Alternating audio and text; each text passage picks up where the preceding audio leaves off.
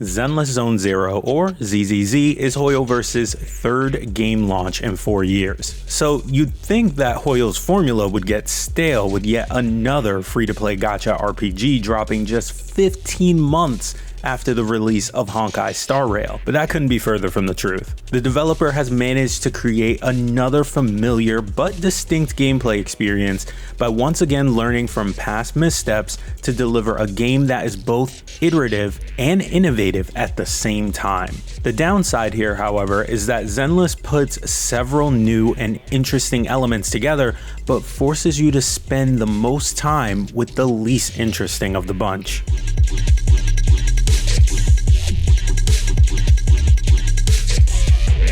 Zenless Zone Zero has more style and aesthetic excellence than both Genshin Impact and Honkai Star Rail, all in a smaller package in terms of world size and scale of locations. At this point, Genshin Impact's open world has become almost too large and sprawling to facilitate a comfortable compact mobile gaming experience, meaning it's best experienced on PC or console. Meanwhile, Star Rail is the exact opposite because its turn-based combat and auto battle features are a perfect fit for mobile devices. Zenless Zone Zero sits squarely in the middle of those two experiences by combining roguelike puzzle dungeons, fast-paced action combat, and life sim activities into one varied game loop. The story also deviates from what we've come to expect from HoYoverse. The world building is still strong, but it's scaled back considerably. Instead of high-stakes conflicts with gods and higher powers, so far, Zenless Zone Zero has you follow the daily lives of two tech genius siblings,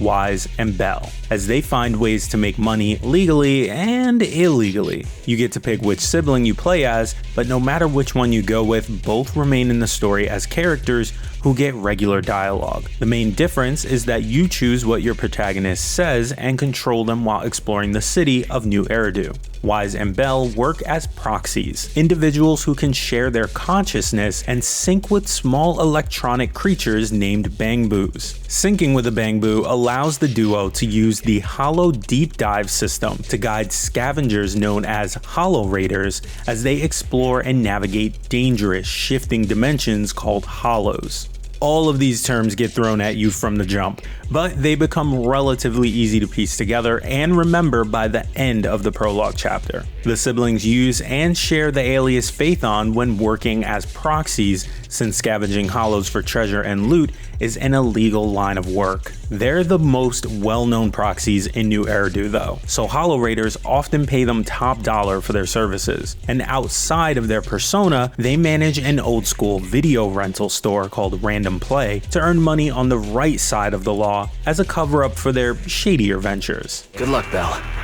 Although the stakes are low as of version 1.0, Zenless Zone Zero does an amazing job at addressing the pacing problems that have plagued past HoYo games by telling its story with stellar presentation. Comic book paneling and character portraits keep nearly all major dialogue from becoming stale. The comics keep you engaged as you slide from scene to scene, with the option to return to previous panels if you miss any information. Meanwhile, character portrait conversations are fully animated to convey realistic emotions through mannerisms that help you understand the demeanor of the characters who are speaking. And both the comics and portraits are fully voice acted, including all dialogue from Wise and Bell. Anby, Billy, and Nicole are the first HoLo Raiders you meet, and they're the perfect trio to demonstrate how dynamic these conversations can be. Anby's monotone voice and calm demeanor next to Billy's over-the-top expressions are felt even through the comic panel stills, thanks to some great voice acting. In fact, many of the vocal performances and character personalities make even the longer chats feel like they're worth listening to. What? Are those monsters back again? Not the ethereals. There's a HoLo investigation squad up ahead. The biggest part of the gameplay loop has you accepting commissions for the citizens of New Eridu by exploring HoLos while completing different objectives. You control a Bangboo as it moves through TV sets like a tiled board, and similar to a board game, Certain TVs trigger special events that lead to combat, extra dialogue, rewards, and more. These holoboard sections are intriguing initially, but it soon feels like you spend too much time inside TVs when those gameplay hours should be spread evenly with combat.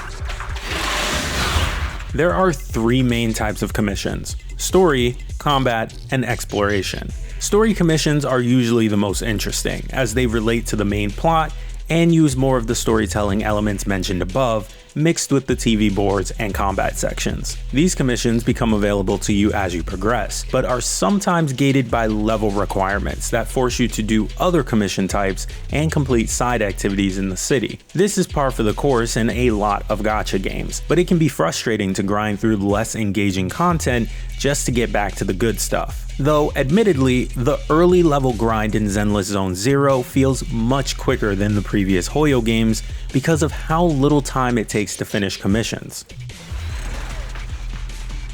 Combat commissions are strictly about fighting different enemy types found inside of holos, giving you a chance to take control of your favorite agents, the characters you pull for with the gacha features. Exploration commissions are the weakest of the bunch, as they mostly involve solving extremely simple puzzles on the holo TV boards with little to no combat opportunities whatsoever. Exploration commissions wouldn't feel as tedious if the puzzles offered more of a challenge, but as it stands, they feel like a chore. They come in stark contrast with combat commissions, which can be completed on more than one difficulty with timed objectives to test your skills and squad building. But that's not to say that combat isn't relatively easy, because it is. It's just that combat is, by far, the most engaging aspect of Zenless Zone Zero gameplay-wise, thanks to HoYoverse making it look as beautiful as possible. The smooth movements and flashy effects had me hooked instantly.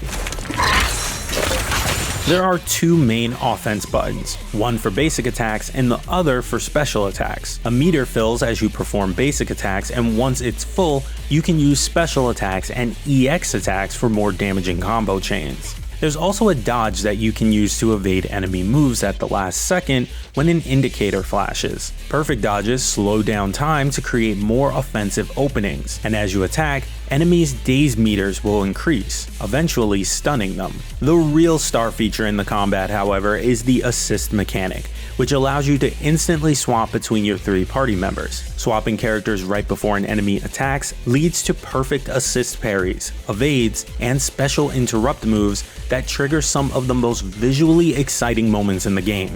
Perfect assists consume assist points, and you need to stun enemies and perform chain attacks with your party to regain those points. Otherwise, you can only use regular evades to dodge enemy attacks. You're rewarded for your reaction time whether you have assist points to use or not though. The assist switches, along with the beautiful animations and presentation, are what make the combat so engaging. But as noted earlier, the combat is too easy, especially early on before hard mode and the endgame are unlocked. You can button mash all you want as long as you get your defensive timing down. Defensive timing matters because there are no healers on the roster. Instead, you can pick up and use healing items while moving through the TVs and the holos. There are agents who create shields and specialize in tanking or support as alternatives, but realistically, you should be avoiding most damage with well-timed evades. Your choice of attacks rarely feels like it matters though, as long as you can keep up a combo to gain decibels, the energy that fuels ultimate attacks.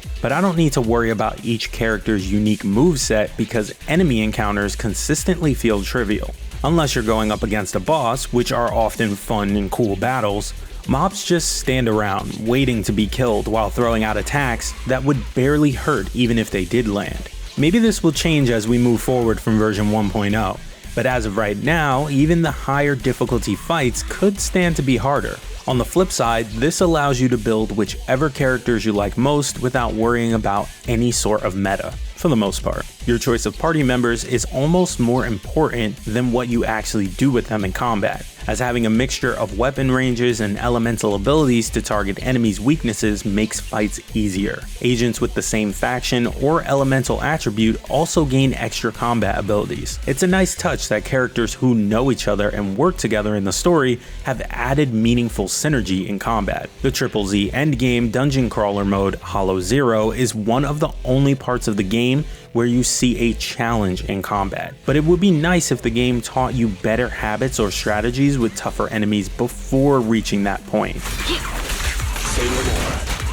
When you're not exploring the Hollows, your perfectly legal day job involves managing the Random Play video rental store. Your managerial tasks includes retrieving overdue videotapes from neighbors in New Eridu, choosing which tapes to display in the store, and answering customers' questions about movie recommendations. The Random Play store is located in the first main hub, 6th Street, and besides your managerial duties, you can also go buy and eat food for temporary combat buffs and play minigames at the local arcade, among other activities. These activities themselves are nothing special, but they do introduce you to several other stores and NPCs in the neighborhood that make the world feel lived in. You'll find a surprising number of unique looking NPCs to interact with for side commissions if you take the time to walk around 6th Street and the other small hubs. And you can even chat with the agents across the city who are just living their regular lives. The character designs are fun and fitting for the world. There are several factions that each house 2 or more unique agents. You can tell which agents belong to which faction almost immediately thanks to their clothing or uniform, but the characters often feel distinct in both style and personality. There's also a day and night cycle and persona-like social link system that allows you to spend time with individual agents and complete character-specific side quests and raise their trust level for rewards as time passes. It's nice to have another meaningful way to interact with your favorite characters outside of story commissions. On the character building side of things, you can grind for nearly all currency and level up materials in 2 places: the HoYo Investigative Association, or HIA, and Hollow Zero. These materials are used to raise levels, level caps, skill power, and upgrade W engines and disk drives. W engines and disk drives are the main equipment in ZZZ. Both provide extra stat boosts, but the former also provides a single main buff effect, while the latter has 2-piece and 4-piece set buffs depending on how many you have equipped. The VR challenges in the HIA allows you to customize each scenario as you grind, giving you the option to pick enemy types, difficulty, and main rewards. This effectively limits the amount of RNG you have to deal with when looking to upgrade specific agents on your roster. Eventually, you also gain access to Hollow Zero, the repeatable roguelike mode. Hollow Zero is similar to Star Rail's simulated universe, except instead of regular movement outside of combat, you're stuck in TVs again. You collect buffs, strengthen your team, and make your way to the end of the Hollow to complete it. This is also where combat finally gets a bit more challenging because you can fight stronger bosses and customize your experience, just like in the HIA. And after Hollow Zero comes Shiyu Defense,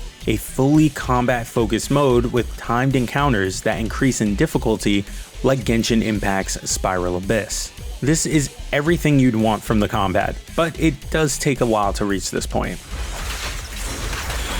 For gacha games that aren't based on established properties, I usually find 1 or 2 features or moments early on that really suck me in. Whether it's appealing gameplay, amazing character designs, a forgiving pity system, or something else entirely. Genshin Impact has its vast open world complemented by deep lore, and Star Rail has its simple yet challenging turn-based combat mixed with sci-fi fantasy. Zenless Zone Zero's aesthetic is what grabs me, but I don't know if I've found the thing that persuades me to become a daily player who may even spend a little money.